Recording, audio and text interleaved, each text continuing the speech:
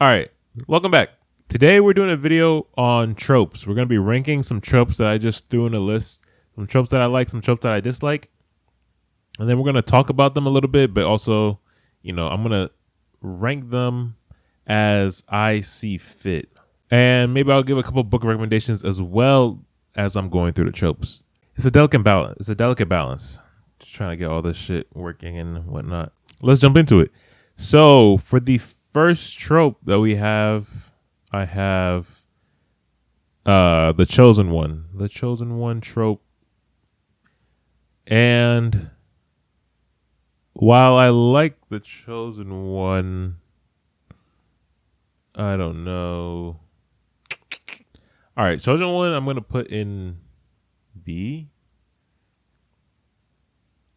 Because here's the thing about tropes in general, because to me, I feel like tropes aren't bad or really good. There are obviously tropes that I really like, but I only like certain tropes because of the way that they're done.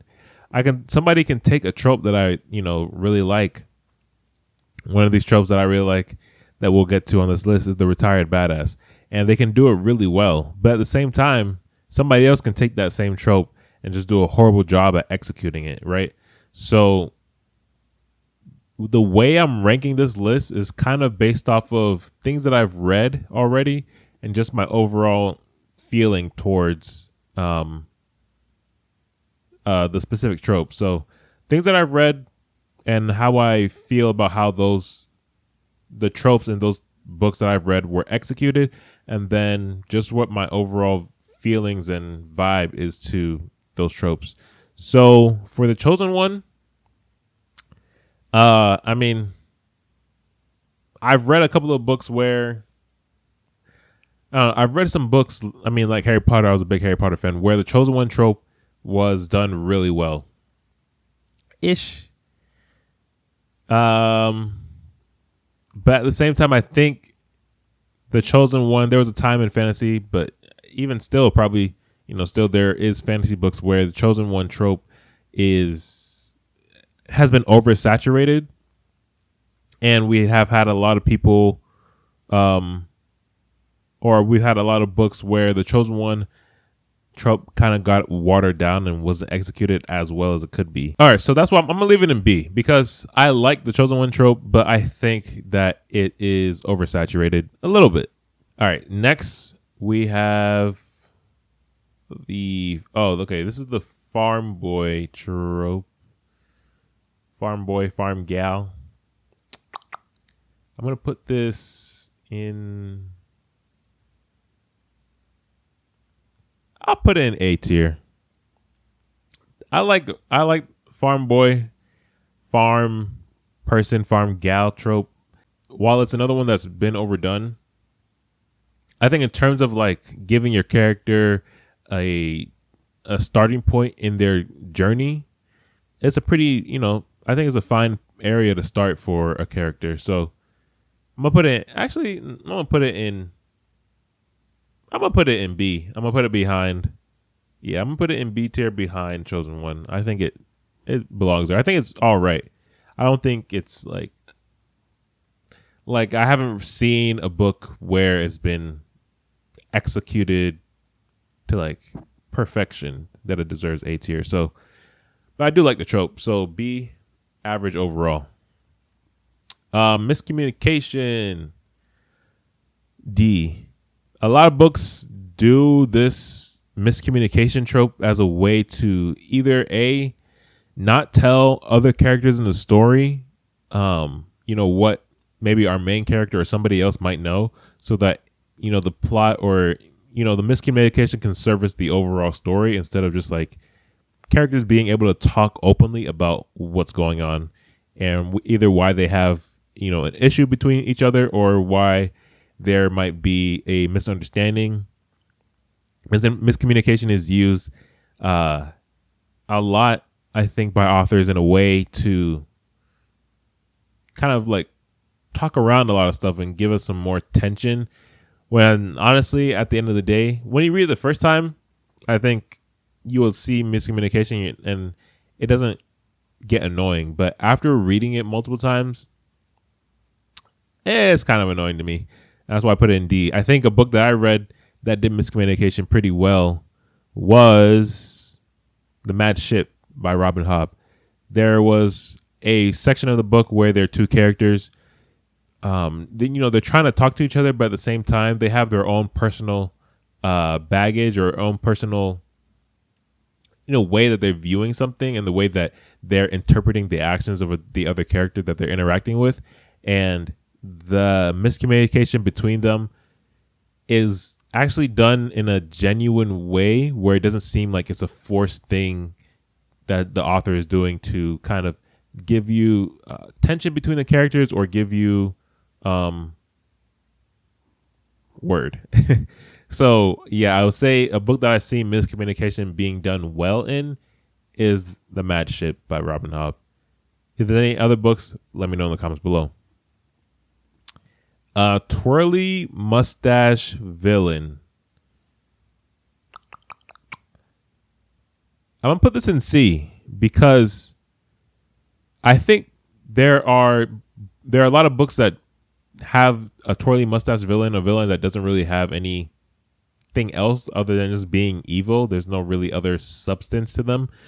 But there are stories with twirly mustache villains that I really love. Number one, the twirliest twirly mustache villain of them all is Voldemort. The guy who, he's just evil for evil's sake to me. And he doesn't really have anything. He doesn't have a reason to be, as evil as he is, other than, wanting to be the most powerful, be the most powerful wizard and have dominion and control over other people just because. But I really like Harry Potter. Another book that I think has twirly mustache villain and is one of my favorite books, top 10 of all time, Royal Assassin, or just Farseer in general. Yeah, the main antagonist in that series, he just comes off as evil for evil's sake. He doesn't really have any other reasons to hate our main character other than just, the villain sees himself as being higher than our main character. But I love Farseer. I think having like a static twirly mustache villain while the characters are reacting to the things that the villain is doing in the story is fine too. Sometimes it's not, depending on how you execute it, again, because it's a trope, depending on how you execute it, it might not be the most interesting thing if characters aren't, or if the story isn't interesting. But I think you could have a really interesting story with a twirly mustache villain. All right. Next trope is killing off the parents of the main character. S tier. Nah. I'm gonna put it in I'm gonna put it in A tier. The thing about this trope is that a lot of people, from what I understand, a lot of writers do this or use this trope of like killing off the main character's parents, especially in the beginning of the story, as a way to set the main character on their journey so that they are kind of forced to leave home because they don't have, any familial ties that are trying to root them to their home. It's become so prevalent in books now. I think it's kind of a cop out in a way to, just kill off the parents and just send the character off instead of doing the more challenging thing and trying to deal with how, a parent would react to their kid, their child doing this dangerous journey. And so in books that I've read, the killing off of the parent can be done fine. I mean, it's like, that's the thing why I put it at C. It's not something that stands out to me in books that I've read as it being amazing. It's more so stands out to me, or it's more so like sets the story into motion, but there's not, I guess I'm saying there's not like a scene where this killing off the parents happen and I'm like, oh, that's the best I've ever seen this trope being used. It's more of just like it's there kind of thing. All right. So next we have Dead pet or dead dog.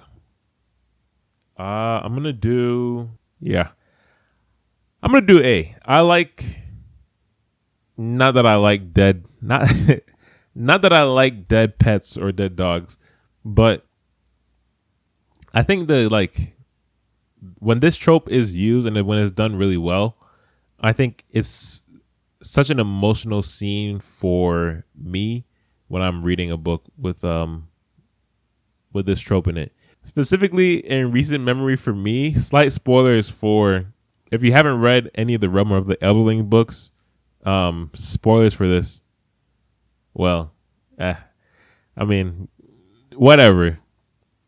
But specifically for me, this trope hits me so hard in those books because we have characters that they have a certain kind of they have a special bond with the animal that they've taken in, and especially if that character has nobody else around and then they have such a tie to this animal.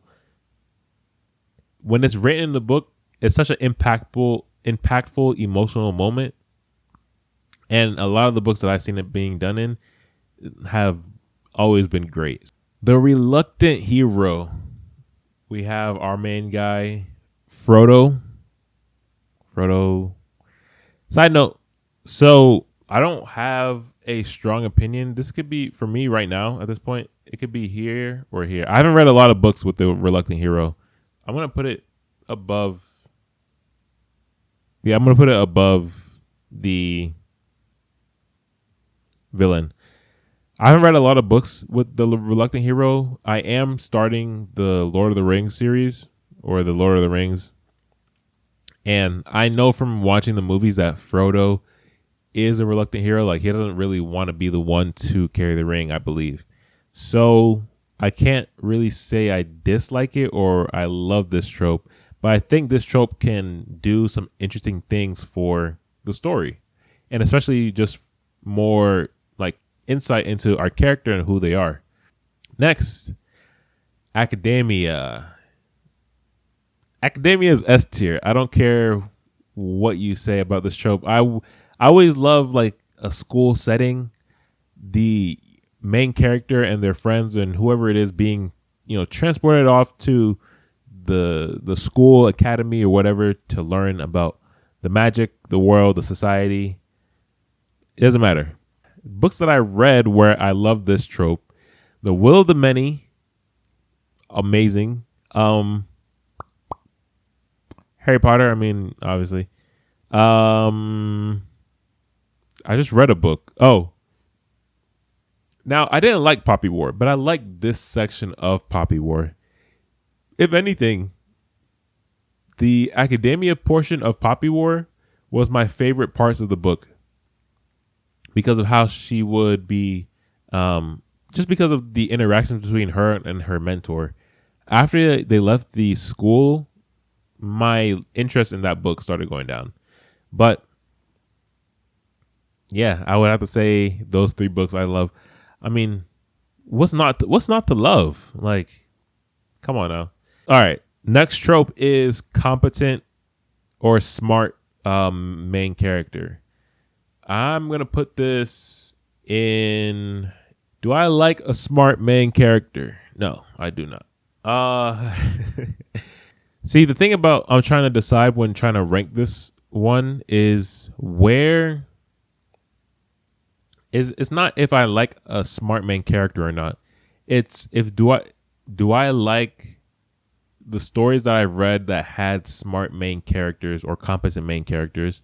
Do I like the way that they executed this trope? Because with this trope, you can fall into the danger of your story not being, your story not having a lot of challenge or intrigue because your main character knows the answer to almost every problem that comes to them. And that can lead to a boring story. Now, the story that I'm thinking of specifically in my head where I've recently read this is The Will of the Many. I love this, but this is a Gary Stu. Viz just seems to be able to answer any challenge that comes at him. Viz is able to solve that problem easily because of his training and because of his tutelage from when he was younger as the prince. And even though that would sound like an uninteresting story, I love The Will of the Many just because of how fast paced it was and how smart Viz was. It's interesting because I know what I just said, but it seems like The Will of the Many contradicts what I just said about this trope. So I'm gonna put this trope in A tier. I think it's fine to have.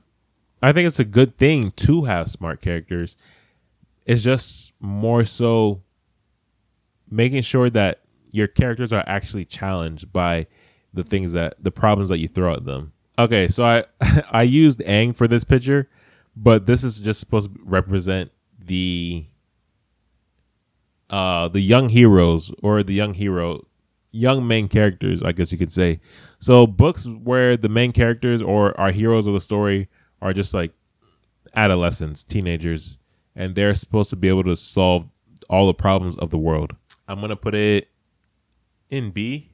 I like this trope, but I think that as I'm reading more, some of the books that I'm coming across more often, I want to see books with aged up main characters, because I think it's just not realistic a lot of the times for you to have a main character who is like 12 years old but has to save the world from the Fire Nation, or to have an 11-year-old every year that he goes to school, he has to fight the Dark Lord or some challenge that's thrown at him from the Dark Lord to not only save himself but like save the people around him, when no other of the adults can do the same thing or are stepping up to do the thing.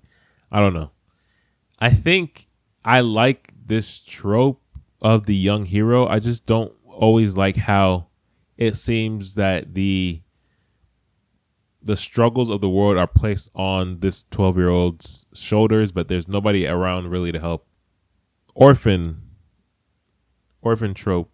I mean, this goes in hand with the dying parents trope or whatever. Yeah.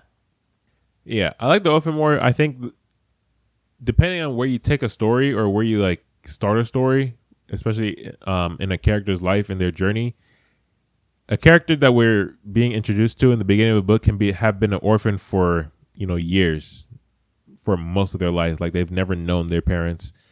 Whereas opposed to the killing off the parents trope, the parents were alive in some aspect throughout the story in the book that we're reading, but they were killed off so that to push the main character into a journey or whatever. The orphan trope, I like it ish. I don't love it. Because again, I think it's become just like a standard thing that authors do where they want to write a story. It's like, all right, let's make him an orphan, or let's make her an orphan and, figure out the story from there, so that they don't have to deal with the responsibilities or the ties of parents or adults in their lives to hold them down and, or like not hold them down, but I don't know, ground them, I guess. I don't know. But I'm going to leave it there. Last trope is the retired badass. I have the picture of the one and only Logan Nine Fingers. I like retired badass more than academia. This is why I like the retired badass. It's just cool as shit. Logan Nine Fingers, Logan, Wolverine Logan, Masaki. Yeah, I love this trope just because of, I guess, the two mindsets that the character has.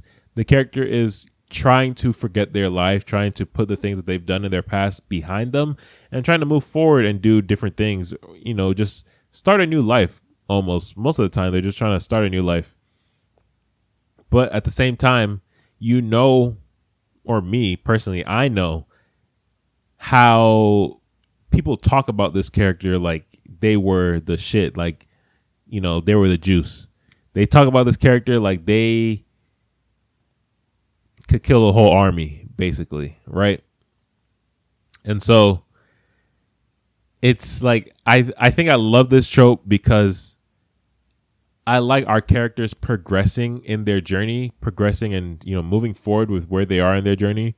But I also love just the badassness of where our characters or who our characters used to be, and just like the I don't know, the aura of them, right? And so yeah, some of my favorite books, Retired Badass. Kaladin is a retired badass. He, you know, slave slave to soldier again to Radiant. Logan, fucking cool. I'm still in the middle of First Law, so no spoilers for First Law. Masaki Sword of Kage is probably one of the best books that I read this year, and Masaki, she killed it. Love that book, and so many more. So it's like, if you don't like this trope, if you don't like the retired badass, I don't know what's wrong with you. And I think that's it, guys. I'd love to do another video and have a longer list of tropes to do. So comment some of your favorite tropes, comment some of your most hated tropes, and I'll rank them in another video. If you're still watching to the end, if you're still here, you must like this video. So why don't you go ahead and subscribe in the little button down below. If you want to see some of my book reviews, please check those out too. And I'll see you guys next time. Peace.